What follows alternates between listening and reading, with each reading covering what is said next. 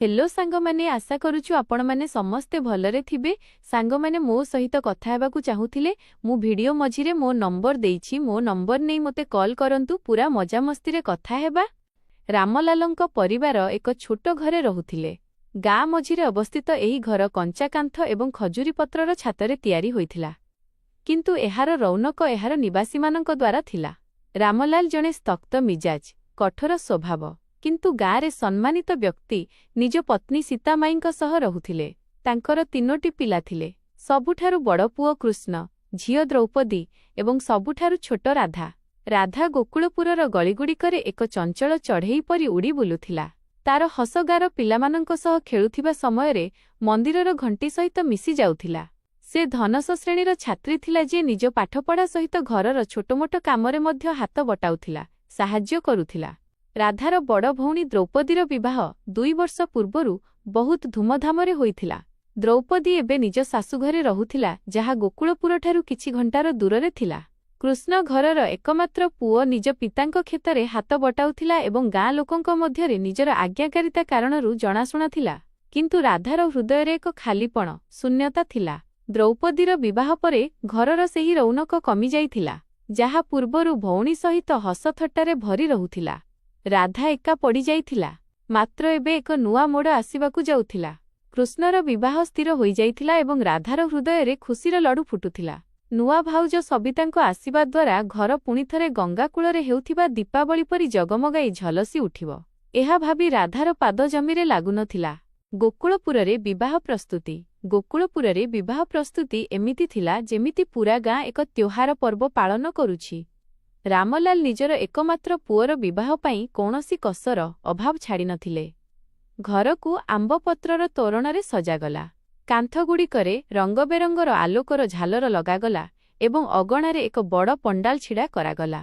सीतामाई गाँर स्त्रीमानंक सह मिसी विवाह पाई मिठा प्रस्तुत कले। जिलापी, लडू एवं बरफीर बास्ना पूरा घरे व्यापी जाउथिला। राधा निज सांगमानंक सह हळदी रसम पाई फूल चांगुड़ी सजाउथिला। सबितांक परिवार जे पाख गाँ माधवपुरर थिला, सेमाने मध्य विवाह पाई गोकुलपुर पहुंचिले। सबितांक कक्का गोपीनाथ जणे मध्यम दर्जार कृषक थिले, जे सबितांकु निज झियो परि पालिथिले। सबितांक बापा माँ अनेक वर्ष पूर्वरु एक दुर्घटनारे मृत्युवरण करिथिले एवं तांकर पालन पोषण गोपीनाथ एवं तांक पत्नी लक्ष्मी करिथिले। सबितांक सुंदरतार गोकुलपुररे धूम चर्चा थिला। तांकर बड़ बड़ आखि जहा गंगार गभीरता परिथिला एवं तांकर हस जहा चांदिनी राति परि चमकुथिला। समस्तंकु निजर दीवाना पागल करि देउथिला। विवाह दिन आसिला। मंदिररे हेउथिबा रीतिनीति परे कृष्ण एवं सबिता 7 फेरा नेले। राधा निजर नुआ भाउजंक सह प्रतिटी मुहूर्त भरपूर बंचिला। सेई सबितांक सह प्रति रसमरे सामिल रहिला। हातरे मेहेंदी लगाइला एवं निज क्यामेरारे प्रतिटी मुहूर्तकू कैद कला। विदाय समयरे सबितांक आखिरे लुह थिला, मात्र राधा तांकु कुंढाई धरी सांत्वना देला। भाउज एबे एहा तुमर घर, आमे समस्ते तुम सहित अछु। विदाय परे जेतेबेले सबिता गोकुलपुरर एही घरे पाद देले तो गाँर स्त्रीमाने तांकर स्वागत गंगा पाणीरे भरा कलश एवं दीपथाळी सहित करंती। राधा सबितांक हाथ धरी तांकु भितरकू आणे। घरर देहरी दुआर बंध उपरे सबिता निज पादरे चाउळ थाळीकू सामान्य ठेलंती, जहा हिंदू रीतिनीति अनुसारे खुशहाली समृद्धिर चिन्ह।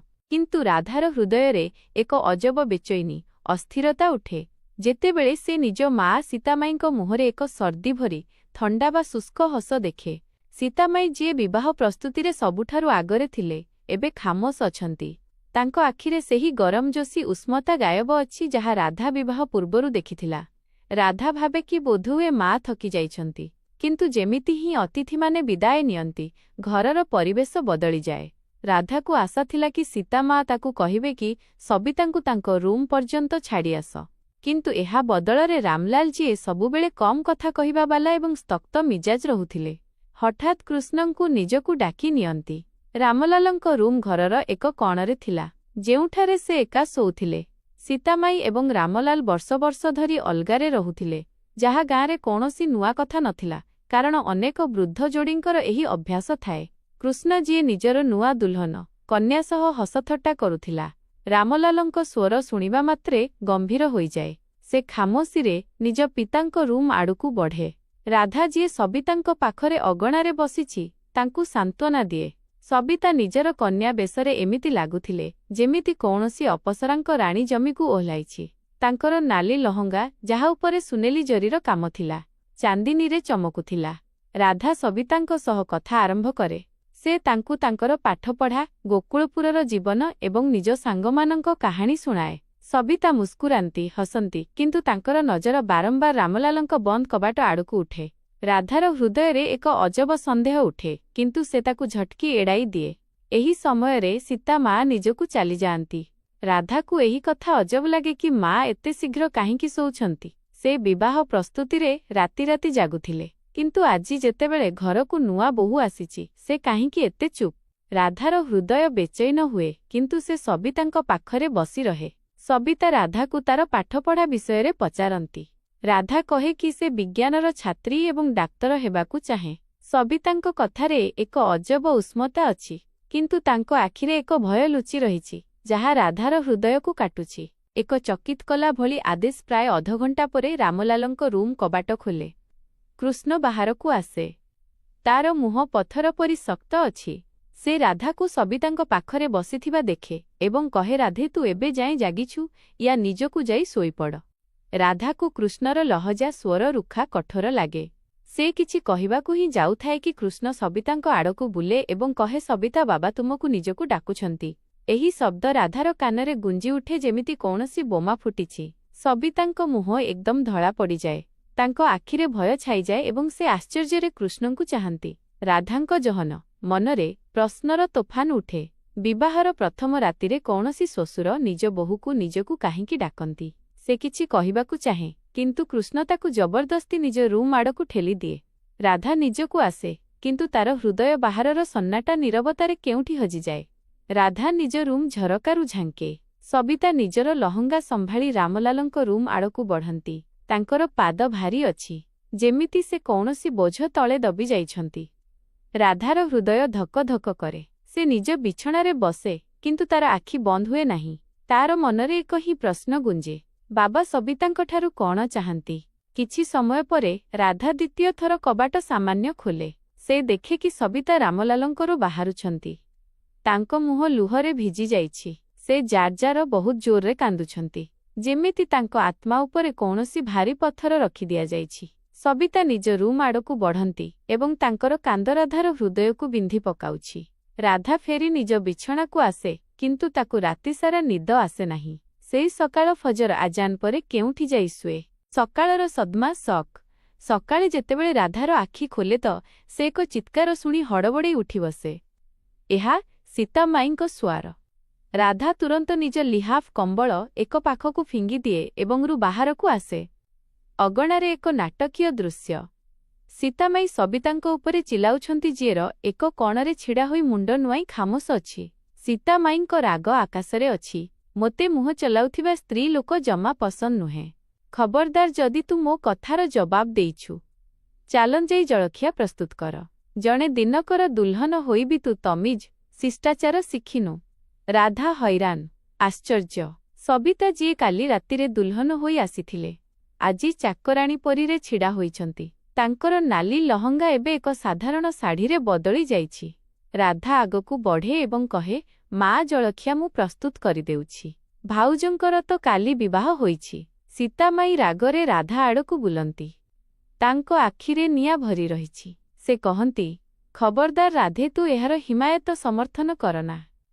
ଆଜିଠାରୁ ଘରର ସବୁ କାମ ଏଇ କରିବ। ଏହି ସମୟରେ ଦ୍ରୌପଦୀ, ଯିଏ ନିଜ ସ୍ୱାମୀ ଏବଂ ପିଲାଙ୍କ ସହ ବିବାହ ପରେ ଘରକୁ ଆସିଛି, ସେ ମଧ୍ୟ ସେଠାରେ ଅଛି। ସେ ତଞ୍ଜ କଷୁଛି, ଥଟ୍ଟା କରୁଛି। ଆମର ତ ଶାଶୁଘରେ ନାକ କଟିଗଲା। ଆମର ଏକମାତ୍ର ଭାଇର ବିବାହରେ ଏତେ ଖର୍ଚ୍ଚ କଲୁ, କିନ୍ତୁ ସବିତାଙ୍କ ଘରଲୋକ କ'ଣ ଦେଲେ? ନା ସୁନା, ନା କୌଣସି ଜେଭର ଅଳଙ୍କାର, ବସ୍ ଏକ ଖାଲି ହାତର ଦୁଲ୍ହନ, ଉଚ୍ଚା ଦୋକାନ, ଫିକା ପକ୍ୱାନ। ସୀତାମାଈ ମଧ୍ୟ ନିଜର ଦୁଃଖ କରନ୍ତି। ଆମର ଏକ ହିଁ ପୁଅ, ତାର ବିବାହରେ କେତେ ଟଙ୍କା ଲଗାଇଲୁ। ଭାବିଥିଲୁ କି ସବିତାଙ୍କ ଘରଲୋକ ଅଛନ୍ତି, କମ୍ ସେ କମ୍ ଗୋଟିଏ ଗାଡ଼ି ତ ଦେବେ, କିନ୍ତୁ ଏହି କଞ୍ଜୁସ୍ ଲୋକ ବସ୍ ନିଜ ଝିଅ ଆମ ମୁଣ୍ଡରେ ବାନ୍ଧିଦେଲେ। ରାଧାକୁ ନିଜ ମା ଏବଂ ଭଉଣୀଙ୍କ କଥା ଶୁଣି ଦୁଃଖ ହୁଏ। ସେ ବୁଝିଯାଏ କି ସବିତାଙ୍କ କମ୍ ଯୌତୁକ ତାଙ୍କର ଆତ୍ମସମ୍ମାନକୁ ଦଳିଦେବାର କାରଣ ହେଉଛି। ସବିତା ଖାମୋଶିରେକୁ ଚାଲିଯାଆନ୍ତି। ସେ ମାଟି ଚୁଲିରେ ରୁଟି ସେକୁଛନ୍ତି, କିନ୍ତୁ ତାଙ୍କ ଆଖିରେ ଲୁହର ଲହରୀ ଲୁଚୁଛି। ରାଧାର ହୃଦୟରେ ସବିତାଙ୍କ ପାଇଁ ହମଦର୍ଦୀ, ସହାନୁଭୂତି ଉଠେ, କିନ୍ତୁ ସେ କିଛି କରିପାରେ ନାହିଁ। ରାଜ ରହସ୍ୟର ଗଭୀରତାରେ ଦିନ ଗଡ଼େ, କିନ୍ତୁ ଘରର ପରିବେଶ ଖରାପରୁ ଅତି ଖରାପ ହୁଏ। ସବିତାଙ୍କ ଉପରେ ସୀତାମାଈଙ୍କ କଠୋରତା ବଢ଼ିଯାଏ। ସେଇ ସକାଳୁ ସନ୍ଧ୍ୟା ପର୍ଯ୍ୟନ୍ତ ଘର କାମରେ ଲାଗି ରହନ୍ତି। କେବେ ଲୁଗା ଧୋଇବା, କେବେ କିଚେନ୍ ସମ୍ଭାଳିବା, କେବେ ଅଗଣା ଝାଡ଼ୁ ଦେବା। ରାଧା ଯେବେ ବି ତାଙ୍କର ସାହାଯ୍ୟ କରିବାକୁ ଚେଷ୍ଟା କରେ, ସୀତାମାଈ ତାକୁ ଗାଳି ଦିଅନ୍ତି। ଦ୍ରୌପଦୀ ଯେବେ ବି ଘରକୁ ଆସେ, ସବିତାଙ୍କୁ ତାତ୍ସଲ୍ୟ କରେ କି ସେ ଯୌତୁକ କାହିଁକି ଆଣିଲା ନାହିଁ। କୃଷ୍ଣ ଯିଏ ନିଜ ମା ଏବଂ ପିତାଙ୍କ ଆଜ୍ଞାକାରୀ ଥିଲା, ଖାମୋଶ ରହେ। ସେଇ ସବିତାଙ୍କ ଅବସ୍ଥା ଦେଖେ କିନ୍ତୁ କିଛି କୁହେ ନାହିଁ। ପ୍ରତି ରାତିରେ କୃଷ୍ଣ ରାମଲାଲଙ୍କରୁ ବାହାରିବା ପରେ ସବିତାଙ୍କୁ ଇସାରା କରେ କି ସେ ରାମଲାଲଙ୍କକୁ ଯାଆନ୍ତୁ। ସବିତା ଯିଏ ପ୍ରତି ରାତି ଏହି ଆଦେଶରେ ସହମି ଡରି ଯାଆନ୍ତି। ଭାରି ପାଦରେ ରାମଲାଲଙ୍କକୁ ଚାଲିଯାଆନ୍ତି। ଯେତେବେଳେ ସେ ଫେରନ୍ତି, ତାଙ୍କ ମୁହଁ ପିଲା ହଳଦିଆ ପଡ଼ିଯାଇଥାଏ। ସେ ହାପୁଥାନ୍ତି, କଷ୍ଟରେ ନିଶ୍ୱାସ ନେଉଥାନ୍ତି ଏବଂ ତାଙ୍କ ଆଖିରୁ ଲୁହ ବହୁଥାଏ। ରାଧା ଯିଏ ନିଜରୁ ଝାଙ୍କେ ଏସବୁ ଦେଖି ଚିନ୍ତିତ ହୁଏ। ସେ ଭାବେ କି ଶେଷରେ ବାବା ଭାଉଜଙ୍କ ଦ୍ୱାରା କ'ଣ କରାଉଛନ୍ତି ଏବଂ କୃଷ୍ଣ କାହିଁକି ଖାମୋଶ। ଗୋଟିଏ ରାତି ରାଧାରେ ପାଣି ପିଇବାକୁ ଗଲା। ରାତି 10ଟା ବାଜୁଥିଲା। ସେ ଦେଖେ କି ସବିତାର ଏକ କଣରେ ଲୁଚି କୃଷ୍ଣଙ୍କରେ କାହା ସହ କଥା ହେଉଛନ୍ତି। ତାଙ୍କ ସ୍ୱର ଥରୁଛି। ମୋତେ ଏଠାରୁ ନେଇଯା। ଏହି ଲୋକମାନେ ମୋ ଉପରେ ଜୁଲମ କରନ୍ତି। ମୋ ଶ୍ୱଶୁର ତ ଏକଦମ ଘଟିଆ, ଖରାପ ମଣିଷ। କାଶ ବୋଧହୁଏ ତାଙ୍କ ଝିଅ ବି ସେସବୁ ସହନ୍ତା ଯାହା ମୁଁ ସହୁଛି। ତେବେ ତାଙ୍କୁ ଜଣା ପଡ଼ନ୍ତା। ରାଧାର ପାଦ ଯେମିତି ଜମିରେ ଲାଗିଯାଏ। ସେ ଭାବେ କି ସବିତା କାହା ସହ କଥା ହେଉଛନ୍ତି। ସବିତାଙ୍କ ବାପା ମା ତ ମୃତ୍ୟୁବରଣ କରିଛନ୍ତି। କ'ଣ ସେ ନିଜ କକାଙ୍କ ସହ କଥା ହେଉଛନ୍ତି? କିନ୍ତୁ ସ୍ୱର କୌଣସି ପୁରୁଷର। ରାଧା ଚୁପଚାପ ଫେରି ନିଜକୁ ଆସେ। କିନ୍ତୁ ତାର ହୃଦୟ ବେଚେନ ଅଛି। ଛାତ ଉପରେ ରାଜ ରହସ୍ୟ। ଏକ ରାତି ରାଧାଙ୍କୁ ଶୋଷ ଲାଗେ। ସେ କିଚେନ୍ ଆଡ଼କୁ ଯାଏ, କିନ୍ତୁ ଲାଉଞ୍ଜ କବାଟ ଖୋଲା ଦେଖି ଅଟକିଯାଏ। ସେଇ ଭାବେ କି ରାତିର ଏହି ସମୟରେ କବାଟ କିଏ ଖୋଲିଲା। ସେ ବାହାରକୁ ଝାଙ୍କେ ତ ଦେଖେ କି ସବିତା ଅଗଣାରୁ ଛାତ ଆଡ଼କୁ ଯାଉଛନ୍ତି। ରାଧାଙ୍କ ହୃଦୟରେ ସନ୍ଦେହ ଉଠେ। ସେ ଚୁପଚାପ ସବିତାଙ୍କ ପଛରେ ଚାଲିଯାଏ। ଛାତରେ ପହଞ୍ଚି ରାଧା ଲୁଚି ଦେଖେ। ସବିତା ଜଣେ ଯୁବକକୁ କୁଣ୍ଢାଇ ଧରି କାନ୍ଦୁଛନ୍ତି। ସେ କହୁଛନ୍ତି, ବିକ୍ରମ, ମୋତେ ଏହି ଜାହାନ ଦୁନିଆରୁ ନିଜାତ, ମୁକ୍ତି ଦିଅ। ମୁଁ ଏସବୁ ସହିପାରିବି ନାହିଁ। ଏହି ଘର ମୋ ପାଇଁ ଜେଲ୍ ହୋଇଯାଇଛି। ରାଧାର ହୋସ ଉଡ଼ିଯାଏ। ଏହି ବିକ୍ରମ କିଏ? କ'ଣ ସବିତାଙ୍କର କୌଣସି ପ୍ରେମିକ ଅଛି? ରାଧାଙ୍କ ହୃଦୟ ଚାହେଁ କି ସେ ସମସ୍ତଙ୍କୁ ଜଗାଇ ସବିତାଙ୍କ ଅସଲିୟତ ସତ୍ୟ କହୁ, କିନ୍ତୁ ସେ ନିଜ ଉପରେ କାବୁ ରଖେ। ସେ ଯେମିତି ହିଁ ଫେରି ଲାଉଞ୍ଜରେ ପ୍ରବେଶ କରେ, କୃଷ୍ଣ ତାଙ୍କ ସାମ୍ନାରେ ଛିଡ଼ା ହୋଇଥିବା ଦେଖେ। କୃଷ୍ଣଙ୍କ ଆଖିରେ ସନ୍ଦେହ ଅଛି। ସେ ପଚାରେ, ରାଧେ, ତୁ ଏହି ସମୟରେ ଏଠି କ'ଣ କରୁଛୁ? ସବିତା କେଉଁଠି? ରାଧା ଘବରେଇ ଡରିଯାଏ। ସେ କହେ, ମୋତେ ଘବରାହଟ ହେଉଥିଲା, ସେଥିପାଇଁ ଅଗଣାରେ ତାଜା ପବନ ନେବାକୁ ଆସିଥିଲି। ଏହି ସମୟରେ ସବିତା ମଧ୍ୟ ଆସିଯାଆନ୍ତି। କୃଷ୍ଣଙ୍କୁ ଦେଖି ତାଙ୍କ ମୁହଁ କଳା ପଡ଼ିଯାଏ। ରାଧା ତୁରନ୍ତ କହେ, ମୁଁ ଏବଂ ଭାଉଜ ଦୁହେଁ ଅଗଣାରେ ବସିଥିଲୁ। ସବିତା ରାଧାର କଥାକୁ ପୁଷ୍ଟି କରନ୍ତି। କୃଷ୍ଣ ସନ୍ତୁଷ୍ଟ ହୋଇ ଚାଲିଯାଏ। ରାଧା ସବିତାଙ୍କୁ ବଞ୍ଚାଇ ଦିଏ, କିନ୍ତୁ ତାଙ୍କ ହୃଦୟରେ ପ୍ରଶ୍ନ ଉଠୁଛି। ସବିତାଙ୍କ ହକିକୁତ ସତ୍ୟତା। ପରଦିନ ସବିତା ରାଧାଙ୍କକୁ ଆସନ୍ତି। ସେ ତାଙ୍କୁ ଶୁକ୍ରିୟା, ଧନ୍ୟବାଦ ଜଣାନ୍ତି କି ସେ ରାତିରେ କୃଷ୍ଣଙ୍କ ସାମ୍ନାରେ ତାଙ୍କୁ ବଞ୍ଚାଇ ଦେଲେ। ରାଧା ସିଧା ପଚାରେ, ଭାଉଜ, ସେ ଛାତରେ ଆପଣ କାହାକୁ ଭେଟିଥିଲେ? ସେ କିଏ ଥିଲା? ସବିତାଙ୍କ ଆଖିରେ ଏକ ପଳ ପାଇଁ ଭୟ ଚମକେ। ପରେ ସେ ରାଧାଙ୍କ ଉପରେ ଭରସା କରି କହନ୍ତି, ସେ ମୋ ଭାଇ ବିକ୍ରମ। ମୋ ବାପା ମା ମରିବା ପରେ ଆମ ଦୁହିଁଙ୍କୁ କକା ଗୋପୀନାଥ ପାଳିଲେ। କିନ୍ତୁ ଯେତେବେଳେ ବିକ୍ରମ ବଡ଼ ହେଲା, କଙ୍କା ତାକୁ ଘରୁ ବାହାର କରିଦେଲେ ଯେମିତି ସେ ନିଜର ଅଂଶ ନ ମାଗୁ।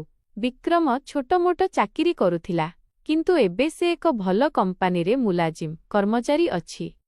ସେ ମୋତେ ଏହି ଘରୁ ବାହାର କରିବାକୁ ଚାହେଁ। ରାଧା ହଇରାଣ, ଆଶ୍ଚର୍ଯ୍ୟ ହୋଇଯାଏ। ସେ ପଚାରେ, ଆପଣ ପୂର୍ବରୁ କାହିଁକି କହିଲେ ନାହିଁ କି ଆପଣଙ୍କର କୌଣସି ଭାଇ ଅଛି? ସବିତାଙ୍କ ଆଖିରେ ଲୁହ ଆସିଯାଏ। ସେ କହନ୍ତି, ମୁଁ କ'ଣ କହିଥାନ୍ତି ରାଧେ, ଏହି ଘରକୁ ଆସୁ ଆସୁ ମୋ ଉପରେ ଜୁଲମ ଆରମ୍ଭ ହୋଇଗଲା। ତ ମା ମୋ ସହ ଚାକରାଣୀ ପରି ବ୍ୟବହାର କରେ। ତ ଭାଇ ମୋ ପାଇଁ କେବେ ସ୍ୱର ଉତ୍ତୋଳନ କରେ ନାହିଁ। ଏବଂ ତ ବାବା, ସେ କୌଣସି ଭଲ ମଣିଷ ନୁହନ୍ତି। ରାଧା ପଚାରେ ବାବା ଆପଣଙ୍କ ଦ୍ୱାରା କ'ଣ କରାନ୍ତି? ସବିତାଙ୍କ ରୁହ ଆତ୍ମା ଥରି ଉଠେ। ସେ କହନ୍ତି କୌଣସି ଦିନ ନିଜେ ଯାଇ ଦେଖିନେବ। ମୁଁ ସେସବୁ କହିପାରିବି ନାହିଁ। ସତ୍ୟର ସାମ୍ନା ରାଧା ଫଇସଲା ନିଷ୍ପତ୍ତି କରେ କି ସେ ନିଜେ ସବିତାଙ୍କ ପୋଷାକ ପିନ୍ଧି ରାମଲାଲଙ୍କକୁ ଯିବ। ସେ ସବିତାଙ୍କୁ ନିଜରେ ବନ୍ଦ କରିଦିଏ ଏବଂ ରାତିରେ ସବିତାଙ୍କ ନାଲିଯୋଡ଼ା ପୋଷାକ ପିନ୍ଧି ଘୁମଟା ବାହାର କରି ରାମଲାଲଙ୍କକୁ ଚାଲିଯାଏ।